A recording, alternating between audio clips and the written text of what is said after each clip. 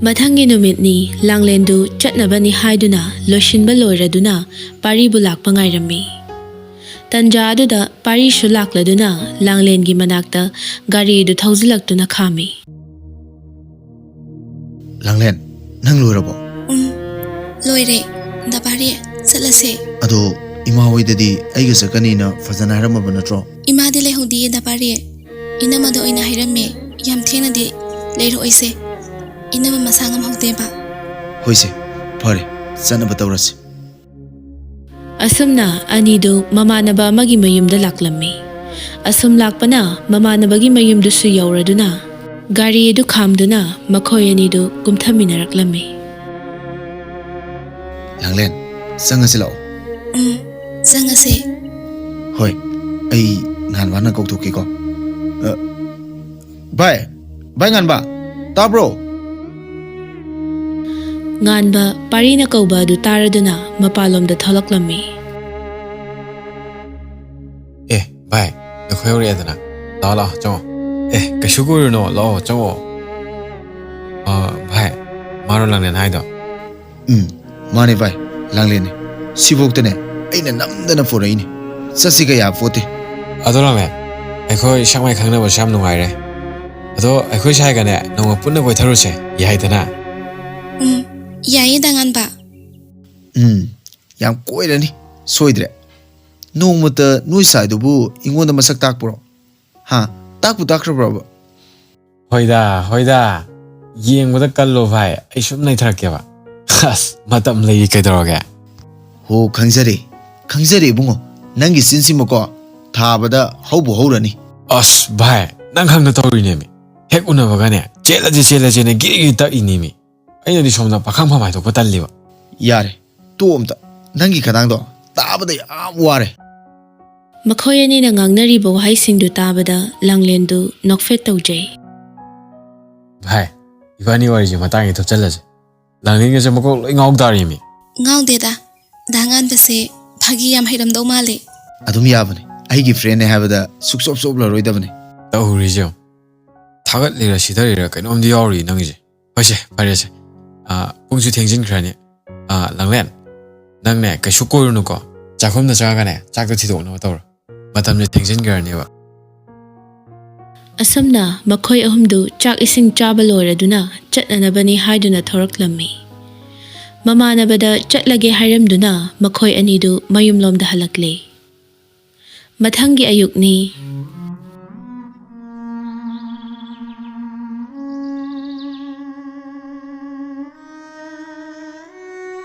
Hai, ibungo, nangbu thengdribro, haugatlone, numitse ayokre.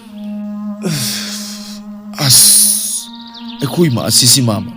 Ayuk sida kwangno khungudong khungi tawrisi. Manga nungai kala kansida ba. Ho haugatsarge ma. Soidana haugatlani nang. Mapa bu ngangnagadra, macha bu ngangnagadra, aine potha phamga khangoi dawri. Nupi se kharangana thidaba yaroi dawri. Kaidore mama. Ayuk sida isok toromisina.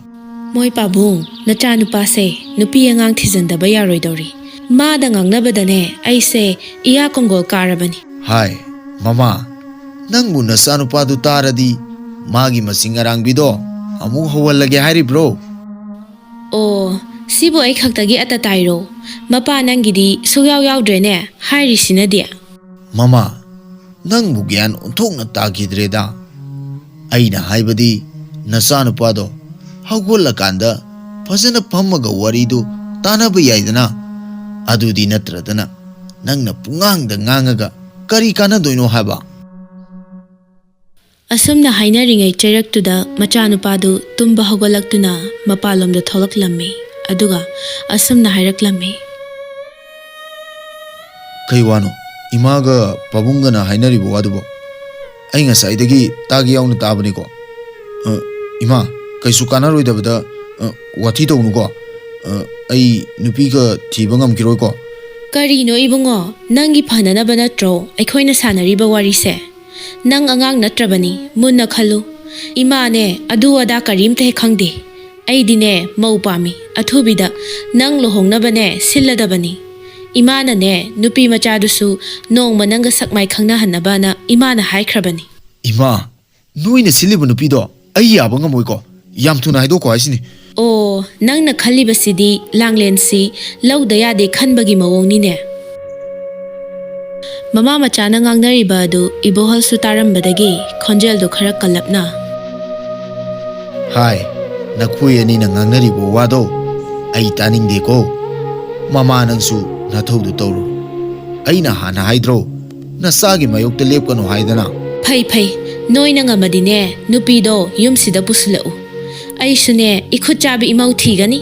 Adudi nangsu yumsida leibagi mathau tadre.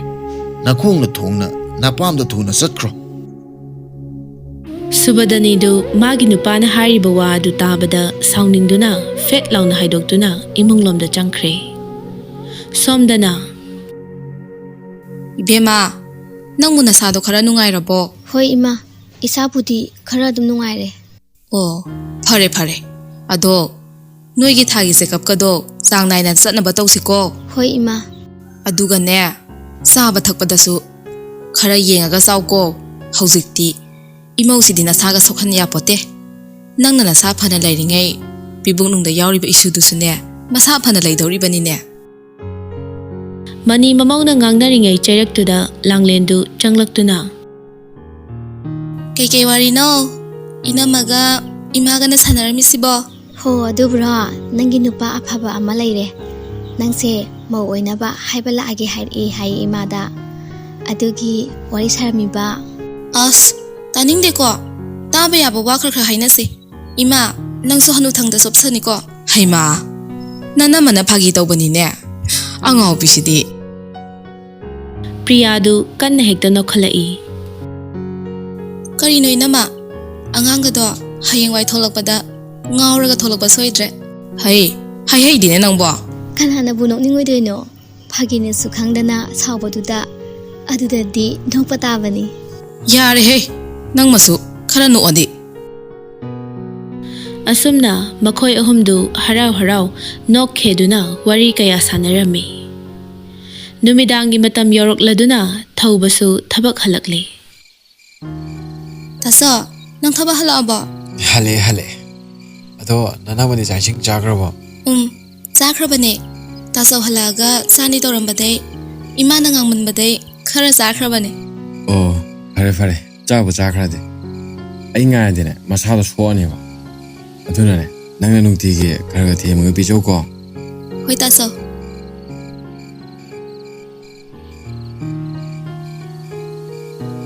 Asumna thaubasu magi kada changkhre. Priyasu thaubana changlakpadu ubada asumna hairakhlami. Da thauba nang hala aba. Aidi ngai ha utharure ne. Da thauba halakpaga khanghaudre. Hale. Ado nangmu jaising adum phajana chaba ba natro. Khara ti themaga adum chasingre. Da thauba halaga oina chaminaragena tawbani. Imanaga lalinga nasu yadabai khara chasingre. Aishune kharangana halake tawone. Sunya hek yada. Da thauba chakcha tho ai ngai birage. Langlen nang sarno. Sidine akoi sarna chagrajena haimanbadagi sarhoidoina chari. Charu yadrine. Ai chaude da kaidobai chaudoino. Ado tumna batawrase. As aidi nang sarkadrana hingaje ayoromne pakhat lorabane. Ado nangsu nuaina pothana batawr. Dada nuksina sumbigaba. Thaubana magi nupibu nungsina tumba thembirami. Mathangi numitni nganba dainada call toroklami.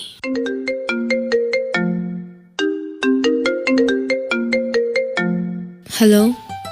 Kay numit no ngasidi ayuktaga call taraina. Yeah. Nang mongjidi ayukta call thokpa yadabay mongnine. Yaida. Aina tarokpa yade kaina haikraba. Aina haidi yam thajadana ayuktaga call taropase. Aidi ngakpunga ure. Calendar da tarik tum isan hoge tawbani. As nangi mari dong horabo. Nang loina bachidi ba. Aiti wadawri Oh, aiga loina basi nang yang waraba natro. Phai ai ngasidaine kaimta haro oiba khangni ba nang. Aya. ꯑꯁꯦꯡꯕꯩꯅꯦ ꯃꯤ ꯁꯥꯎꯕꯤꯒ ꯇꯧꯕꯅꯦ ꯁꯤ ꯅꯨꯄꯤꯁꯦ ꯁꯥꯎꯗ꯭ꯔꯗꯤ ꯑꯩꯅ ꯌꯥꯝ ꯋꯥꯍꯜꯂꯕ ꯅꯉꯣꯟꯗ ꯑꯩꯅ ꯈꯔ ꯅꯨꯡꯁꯤꯕ ꯍꯦꯟꯃꯟꯕꯩ ꯅꯪꯗꯤ ꯑꯩꯕꯨ ꯑꯗꯨꯝ ꯂꯥꯏꯊꯣꯛꯄꯤꯕ ꯅꯠꯇ꯭ꯔꯣ ꯁꯨꯝ ꯐꯥꯒꯤ ꯇꯧꯕꯅꯦꯕ ꯑꯁ ꯁꯦ ꯇꯣꯛꯑꯣ ꯄꯤꯔꯅꯨꯕ ꯁꯦ ꯅꯨꯡꯁꯤꯕꯅꯦ ꯑꯩꯅ ꯍꯥꯏꯕ ꯂꯣꯏ ꯏꯟꯕꯅꯦ ꯑꯩꯈꯣꯏ ꯅꯨꯄꯤꯗꯤ ꯌꯥꯔꯦ ꯀꯗꯔ ꯑꯗꯨꯗꯤ ꯑꯩ ꯀꯣꯏꯕ ꯄꯨꯕꯤꯌꯣ ꯍꯩꯃꯥ ꯑꯩꯗꯤ ꯏꯀꯥꯎꯗꯨꯝ ꯀꯥꯎꯏꯅꯦ ꯅꯪꯅ ꯀꯣꯏꯕ ꯄꯣꯠꯂꯛꯑꯒ ꯈꯪꯅꯤꯡ ꯅꯤꯡꯁꯪꯉꯛꯑꯦ ꯑꯩꯒ ꯑꯥꯗ ꯂꯩꯃꯤꯟꯅꯕ ꯄꯥꯔꯤꯗꯣ ꯃꯣꯏꯒꯤ ꯁꯥꯏꯒ ꯑꯩꯈꯣꯏꯒꯤ ꯁꯥꯏꯒ ꯅꯣꯡꯃ ꯄꯨꯟꯅ ꯀꯣꯏꯔꯨꯁꯦꯅ ꯍꯥꯏꯅꯕꯅꯦ ꯀꯩ ꯅꯨꯃꯤꯠꯇ ꯆꯠꯁꯦ ꯍꯥꯏꯅꯣ ꯑꯩ ꯌꯥꯝ ꯆꯠꯅꯤꯡꯉꯦꯕ ꯈꯔ ꯊꯨꯅ ꯍꯥꯏꯔꯛꯑꯣꯕ ꯀꯣ ꯗꯥꯡꯉꯥꯟꯕ ꯍꯣꯏ ꯍꯣꯏ ꯑꯩ ꯈꯔ ꯊꯨꯅ ꯆꯠꯅꯕ ꯁꯤꯜꯂꯛꯑꯒꯦ ꯑꯗꯣ ꯑꯩ ꯐꯣꯟ ꯊꯝꯃꯒꯦꯀꯣ ꯊꯝꯃꯣ ꯑꯁꯨꯝꯅ ꯉꯥꯏꯍꯥꯛ ꯋꯥꯔꯤ ꯁꯥꯔꯕ ꯇꯨꯡꯗ ꯃꯈꯣꯏ ꯑꯅꯤꯁꯨ ꯐꯣꯟꯗꯨ ꯊꯝꯅꯈ꯭ꯔꯦ ꯃꯊꯪꯒꯤ ꯅꯨꯃꯤꯠꯅꯤ ꯂꯥꯡꯂꯦꯟꯗꯨ ꯀꯣꯂꯦꯖ ꯆꯠꯅꯕꯅꯤ ꯍꯥꯏꯗꯨꯅ ꯀꯟꯅ ꯂꯣꯏꯁꯤꯜꯂꯤ ꯕꯦꯃꯥ ꯅꯪꯕꯨ ꯂꯣꯏꯁꯤꯜꯂꯕꯣ ꯏꯃꯥ ꯂꯣꯏꯁꯤꯟꯕ ꯍꯧꯔꯦ ꯅꯪ ꯇꯥꯆꯧꯅ ꯑꯣꯐꯤꯁ ꯆꯠꯄꯗ ꯌꯥꯎꯍꯧꯔꯣꯗꯅ ꯇꯥꯆꯧꯗꯤ ꯉꯁꯤ ꯊꯕꯛ ꯀꯥꯔꯣꯏ ꯍꯥꯏꯌꯦ ꯏꯅꯝꯃꯒ ꯍꯣꯁꯄꯤꯇꯥꯜꯗ ꯆꯠꯅꯤ ꯍꯥꯏꯕꯅꯦ ꯑꯩ ꯏꯇꯣꯝꯗ ꯑꯗꯨꯝ ꯆꯠꯂꯒꯦ ꯏꯃꯥ ꯑꯣ ꯐꯔꯦ ꯐꯔꯦ ꯑꯗꯨꯗꯤ ꯈꯔ ꯉꯟꯅ ꯆꯠꯅꯕ ꯇꯧ ꯂꯥꯏꯟꯗ ꯆꯠꯇꯣꯏꯅꯤꯅ ꯍꯣꯏ ꯏꯃꯥ ꯂꯝꯕꯤ ꯑꯗꯨꯗ ꯃꯊꯟꯇ ꯒꯥꯔꯤ ꯉꯥꯏꯗꯨꯅ ꯂꯩꯔꯤꯉꯩ ꯄꯥꯔꯤꯅ ꯎꯔꯗꯨꯅ ꯂꯥꯡꯂꯦꯟꯗ ꯀꯧꯔꯛꯂꯝꯃꯤ ꯂꯥꯡꯂꯦꯟ ꯅꯪ ꯀꯣꯂꯦꯖ ꯆꯠꯇꯣꯏꯔꯣ ꯅꯇꯣꯝꯇꯔꯣ ꯅꯨꯡꯇꯤꯒꯤꯗꯤ ꯅꯣꯏ ꯇꯥꯆꯧꯅ ꯊꯤꯟꯗꯥꯏꯅꯦ ꯗꯄꯥꯔꯦ ꯉꯁꯤꯗꯤ ꯏꯇꯣꯝꯗ ꯆꯠꯂꯒꯦ ꯇꯧꯕꯅꯦ ꯇꯥꯆꯧꯁꯨ ꯍꯣꯁꯄꯤꯇꯥꯜꯗ ꯆꯠꯅꯤ ꯍꯥꯏꯌꯦ ꯑꯗꯨꯅ ꯐꯔꯛ ꯇꯥꯔꯕ ꯉꯁꯤ ꯌꯥꯔꯣꯏꯃꯦ ꯑꯅꯝ ꯀꯟꯒꯅꯨ ꯍꯥꯏꯕ ꯁꯨꯝ ꯉꯥꯡꯅꯔꯤꯉꯩꯗꯅꯦ ꯄꯨꯡꯁꯦ ꯊꯦꯡꯖꯤꯟꯈ꯭ꯔꯦ ꯀꯥꯔꯛꯑꯣ ꯍꯥꯏꯕꯅꯦ ꯊꯨꯅ ꯀꯥꯔꯛꯑꯣ ꯒꯥꯔꯤꯁꯤꯗ ꯑꯁꯨꯝꯅ ꯄꯥꯔꯤꯅ ꯍꯥꯏꯃꯟꯕꯗꯒꯤ ꯅꯨꯄꯤꯗꯨ ꯒꯥꯔꯤꯗ ꯀꯥꯈꯠꯈ꯭ꯔꯦ ꯑꯁꯨꯝ ꯊꯧꯔꯛꯄꯅ ꯃꯈꯣꯏ ꯑꯅꯤꯁꯨ ꯀꯣꯂꯦꯖ ꯌꯧꯁꯤꯜꯂꯛꯂꯝꯃꯤ ꯂꯥꯡꯂꯦꯟꯁꯨ ꯒꯥꯔꯤ ꯑꯗꯨꯗꯒꯤ ꯀꯨꯝꯊꯔꯛꯂꯦ ꯇꯟꯖꯥ ꯑꯗꯨꯗ ꯄꯥꯔꯤꯅ ꯑꯗꯣ ꯅꯣꯏ ꯇꯥꯆꯧꯅ ꯍꯣꯔꯦꯟ ꯅꯪ ꯂꯧꯕ ꯂꯥꯛꯇ꯭ꯔꯗꯤꯅꯦ ꯀꯣꯜ ꯍꯦꯛꯇ ꯇꯧꯔꯣ ꯑꯩ ꯅꯪ ꯂꯧꯕ ꯂꯥꯛꯀꯦꯕ ꯌꯥꯔꯅꯤꯌꯦ ꯗꯄꯥꯔꯤ ꯑꯩ ꯑꯗꯨꯝ ꯂꯥꯏꯟꯗ ꯆꯠꯈ꯭ꯔꯒꯦ ꯑꯁꯨꯝꯅ ꯂꯥꯡꯂꯦꯟꯗꯨ ꯊꯅꯝꯗꯨꯅ ꯒꯥꯔꯤ ꯑꯗꯨ ꯊꯧꯔꯛꯂꯦ ꯇꯟꯖꯥ ꯑꯗꯨꯗ ꯉꯥꯟꯕꯅ ꯀꯣꯜ ꯇꯧꯔꯛꯂꯝꯃꯤ ꯍꯜꯂꯣ ꯚꯥꯏ ꯅꯪ ꯀꯥꯏ ꯂꯩꯒꯦ ꯂꯥꯡꯂꯦꯟ ꯊꯤꯜꯂꯨꯕꯗꯒꯤ ꯀꯣꯂꯦꯖꯇꯒꯤ ꯍꯜꯂꯛꯏꯌꯦ ꯂꯝꯕꯤꯗ ꯂꯩꯌꯦ ꯁꯦꯁ ꯃꯤ ꯃꯆꯥꯗꯤ ꯌꯥꯗꯦꯀꯣ ꯀꯣꯂꯦꯖꯇꯒ ꯊꯤꯟꯕ ꯆꯠꯂꯝꯃꯤꯀꯣ ꯅꯛꯅꯅ ꯂꯩꯕ ꯀꯥꯏꯁꯦ ꯌꯥꯄꯣꯟꯇꯦꯅꯦ ꯍꯥ ꯍꯣꯏ ꯈꯔ ꯑꯗꯨꯝ ꯇꯧꯔꯛꯀꯅꯤ ꯀꯩꯗꯧꯔꯒꯦ ꯁꯛꯆꯧꯕ ꯅꯣꯏꯕꯨꯗꯤ ꯁꯤꯌꯥ ꯍꯣꯏ ꯈꯨꯗꯩꯗꯩ ꯁꯤ ꯇꯛꯄ ꯅꯪꯅ ꯂꯩꯀꯥꯏ ꯅꯨꯄꯤ ꯑꯃ ꯀꯣꯏꯁꯜꯂꯒ ꯑꯩꯅ ꯀꯗꯥꯏꯗꯅꯣꯕ ꯆꯥꯛꯀꯗꯣꯏꯁꯦ ꯈꯨꯗꯩꯒꯗꯣ ꯁ꯭ꯇ꯭ꯔꯤ ꯅꯥꯟꯅ ꯇꯛꯊꯠꯂꯒꯅꯦ ꯃꯣꯏꯒꯤ ꯊꯣꯡꯒꯥꯟꯗꯒ ꯂꯩꯕꯁꯤꯗꯤ ꯀꯩꯗ ꯍꯪꯉꯨꯔꯅꯤ ꯊꯣꯛꯂꯛꯄ꯭ꯔꯥ ꯀꯥꯏꯅ ꯆꯦꯞꯊ ꯆꯦꯛꯊ ꯌꯦꯡꯕꯁꯤꯗꯤ ꯋꯥ ꯀꯩꯗ ꯍꯥꯏꯔꯨꯔꯅꯤ ꯈꯨꯅꯨꯡꯉꯥꯏꯗꯤ ꯂꯩꯇ꯭ꯔꯦ ꯑꯁ ꯈꯥꯏꯔꯨꯕꯒ ꯌꯥꯄꯣꯠꯇꯦ ꯃꯥꯅ ꯍꯦꯟꯖꯜꯂꯛꯏꯃꯤ ꯍꯣꯏꯁꯦ ꯉꯥꯏꯍꯥꯛ ꯐꯥꯒꯤ ꯇꯧꯔꯗꯤ ꯌꯥꯔꯦ ꯀꯩ ꯂꯩꯔꯒꯦ ꯅꯪ ꯀꯣꯜ ꯇꯧꯔꯛꯏꯁꯤꯕꯣ ꯑꯩꯈꯣꯏꯅꯤ ꯅꯍꯥꯟꯃꯨꯛ ꯀꯣꯏꯕ ꯆꯠꯄꯒꯤ ꯍꯥꯏꯅꯈꯤꯗꯅ ꯑꯗꯣ ꯑꯩꯈꯣꯏ ꯁꯥꯏꯗ ꯍꯥꯏꯔꯨꯕꯗꯒꯤ ꯀꯔꯝ ꯀꯥꯟꯗ ꯆꯠꯀꯗꯣꯏꯅꯣꯅ ꯍꯪꯕꯗ ꯌꯥꯗ꯭ꯔꯦ ꯚꯥꯏ ꯀꯩ ꯅꯨꯃꯤꯠꯇ ꯆꯠꯁꯦ ꯍꯥꯏꯅꯣ ꯑꯩꯁꯨ ꯂꯥꯡꯂꯦꯟꯗ ꯍꯣꯔꯦꯟ ꯍꯧꯗꯣꯛꯑꯒꯅꯦ ꯑꯗꯨꯝ ꯍꯥꯏꯔꯛꯑꯒꯦ ꯑꯦ ꯅꯪꯗꯤ ꯍꯧꯖꯤꯛꯐꯥꯎ ꯀꯩꯗꯧꯔꯤꯕ ꯌꯥꯔꯛꯑꯣꯏꯗ꯭ꯔꯥ ꯈꯟꯕꯒꯤ ꯋꯥꯅꯤ ꯑꯁ ꯂꯣꯏꯔꯦꯍꯦ ꯃꯤ ꯑꯣꯏꯔꯣꯏ ꯀꯣꯏꯕꯣꯅ ꯆꯠꯁꯤ ꯍꯥꯏꯕꯗ ꯀꯩꯗꯧ ꯌꯥꯔꯣꯏꯗꯣꯏꯅꯣ ꯍꯣꯏꯁꯦ ꯊꯝꯃꯣ ꯌꯥꯔꯦ ꯒꯥꯔꯤꯅꯤ ꯊꯧꯔꯤꯁꯤ ꯌꯥꯝ ꯉꯥꯡꯁꯤꯜꯂꯛꯑꯅꯨꯀꯣ ꯌꯥꯔꯦ ꯍꯣꯏꯁꯦ ꯑꯩꯁꯨ ꯊꯝꯃꯒꯦ ꯍꯣꯔꯦꯟ ꯃꯔꯣꯟꯗꯣ ꯍꯥꯏꯔꯛꯑꯣ ꯑꯅꯤꯗꯨ ꯉꯥꯏꯍꯥꯛ ꯋꯥꯔꯤ ꯁꯥꯟꯅꯔꯕ ꯇꯨꯡꯗ ꯀꯣꯜ ꯑꯗꯨꯁꯨ ꯊꯝꯅꯈ꯭ꯔꯦ ꯄꯥꯔꯤꯁꯨ ꯃꯌꯨꯝꯂꯣꯝꯗ ꯑꯗꯨꯃꯛ ꯍꯜꯂꯛꯂꯦ ꯃꯌꯨꯝ ꯍꯦꯛ ꯌꯧꯕꯒ ꯃꯃꯥꯅ ꯑꯌꯨꯛꯁꯤꯗ ꯀꯥꯏꯗ ꯆꯠꯂꯨꯏꯅꯣ ꯅꯪꯅ ꯏꯃꯥꯟꯅꯕ ꯍꯣꯏꯗ ꯆꯠꯂꯨꯕꯅꯦ ꯀꯔꯝꯕ ꯅꯃꯥꯟꯅꯕꯅꯣ ꯑꯁ ꯑꯩꯈꯣꯏ ꯃꯥꯁꯤꯁꯤꯗꯦꯕ ꯍꯪꯈ꯭ꯔꯦ ꯑꯩ ꯂꯣꯏꯅ ꯈꯪꯕ ꯖꯥꯠꯅꯤ ꯀꯣ ꯅꯪꯅ ꯇꯧꯔꯤꯕ ꯃꯌꯥꯝꯗꯣ ꯎꯔꯣꯏ ꯈꯪꯉꯣꯏ ꯀꯥꯏꯗꯤꯅꯦ ꯈꯟꯒꯅꯨ ꯅꯠꯇꯦꯅꯦ ꯏꯃꯥꯅ ꯀꯩ ꯈꯪꯉꯤꯅꯣꯕ ꯅꯣꯡꯉꯥꯟꯕꯒꯤ ꯍꯦꯛꯇ ꯂꯥꯛꯊꯔꯛꯏꯁꯦ ꯑꯩꯁꯦ ꯅꯪꯕꯨ ꯍꯦꯛ ꯄꯣꯛꯂꯤꯕ ꯅꯃꯥꯅꯤ ꯀꯣ ꯑꯩꯗꯤꯅꯦ ꯍꯥꯟꯅ ꯍꯥꯏꯖꯍꯧꯔꯤꯁꯤꯅꯤ ꯍꯜꯂꯛꯄꯤꯗꯣ ꯏꯃꯧ ꯑꯣꯏꯅ ꯂꯧꯁꯤꯟꯕ ꯉꯝꯃꯣꯏ ꯍꯥꯏꯅ ꯏꯃꯥꯅ ꯁꯤꯜꯂꯤꯕ ꯅꯨꯄꯤꯁꯤꯗꯅꯦ ꯌꯥꯗꯕ ꯌꯥꯔꯣꯏꯀꯣ ꯑꯩꯈꯣꯏ ꯃꯥꯁꯤꯁꯤꯃꯥꯕ ꯑꯁꯤꯗ ꯍꯥꯏꯔꯒ ꯑꯗꯨꯝ ꯂꯩꯅꯦꯕ ꯉꯥꯛꯇ ꯄꯣꯊꯥꯕꯒ ꯐꯪꯍꯟꯗ꯭ꯔꯦꯕ ꯑꯁꯤ ꯍꯥꯏꯔꯝꯂꯒ ꯄꯥꯔꯤꯗꯨ ꯁꯥꯎꯅ ꯃꯥꯒꯤ ꯀꯥꯗ ꯆꯪꯂꯛꯇꯨꯅ ꯊꯣꯡꯒꯗꯨ ꯀꯟꯅ ꯍꯦꯛꯇ ꯊꯤꯡꯖꯤꯟꯈꯤ Matau aduda parigi mamadu sauna. Hai, thong daga taina bana kana roiko. Mama ibe madu ngang duna chakhumlom da changkre. Somdana paridu nungaitana tofam ama khangda leiri. Kanana budi nungairuni. Khwaidagi nungshijaba misaktudagi lapna layo hairak-labada. Thamoina khoidajabi mabu natta lamlanbi amaga lohonglo hairak-padu parigi thamoidu puba ngamda nupa oijarabasu mamittagi mapi marik ama ani taraklammi. Aduga mathamoidu chakna machinda sumna soli. Langlen, ai nangi khanbada yam ware. Aigi mase asu puksel pilam gani haiba. Ai nongmata suthajarude. Nupi amada asukantaba mi yeng amase. Aigi mane haibada matik saramdre. Asumna paridu pendaba kaya phongdoktuna leiri. Masa matomta wahang kaya amasu hangjai. Adubu paukhumdi kanana su piraktre. Somdana thaubadu Langlenda call tawraklami.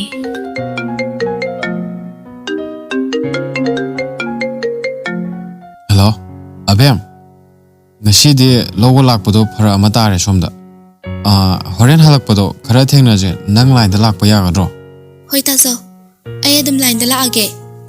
Hoi, adumai tawro. Langlendu pari da lobala o haibasu tanbadagi line da hannanabagi parking lom da lakli. Adubu laibakna thirisu gari amata leiramdre. Oyaroi khanbadagi pari da call tawraklami.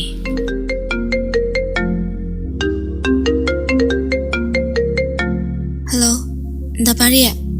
Ay do tasong na loba lang pado parak tarani hayi. Line da hangadabatusu gari amta leiramdre.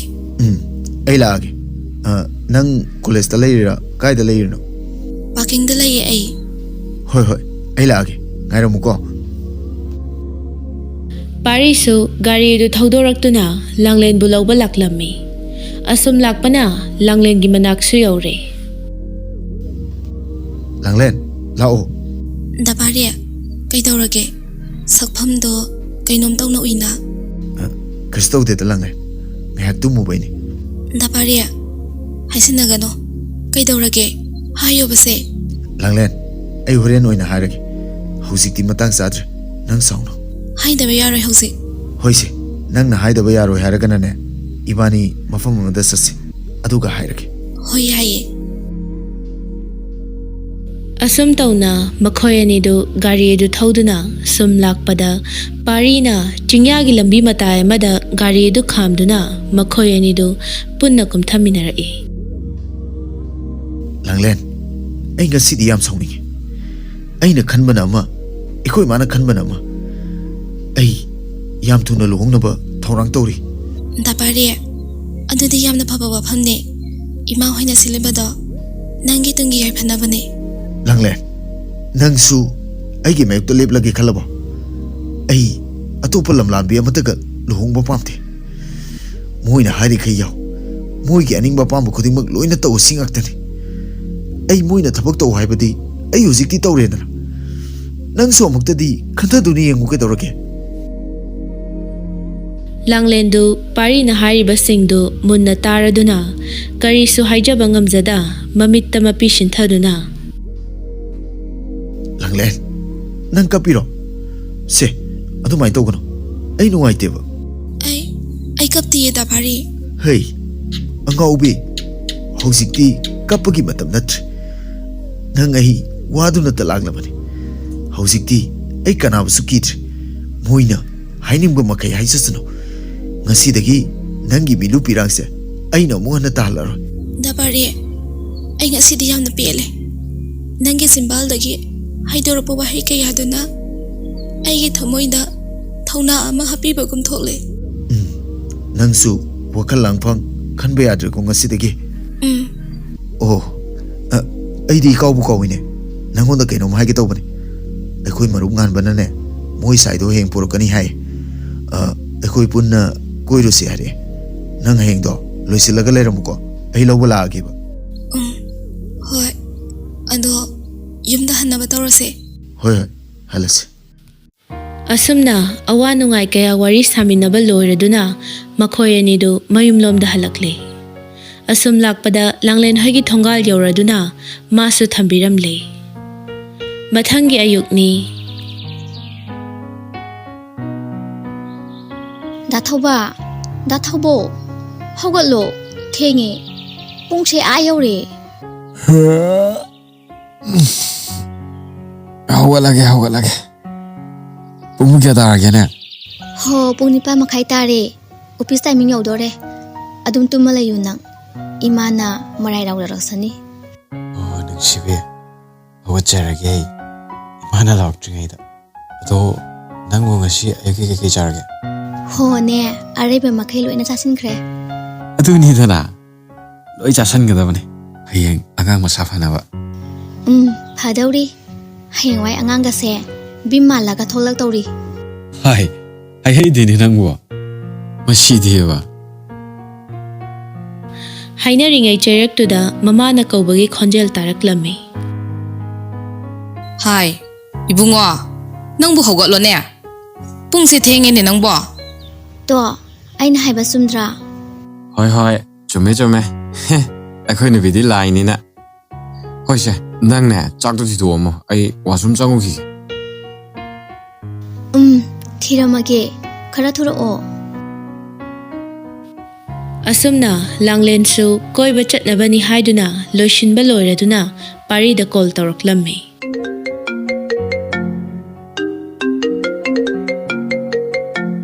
Hello, da pari, ai loisinba loire. Hauzik la adoi natro? La adabani. Baingan basu yoksile habani. Hoi, pare. Ai leiramage. Khara thuna la oko. Langlendu pari lakpra haiduna thongala duda ngairi.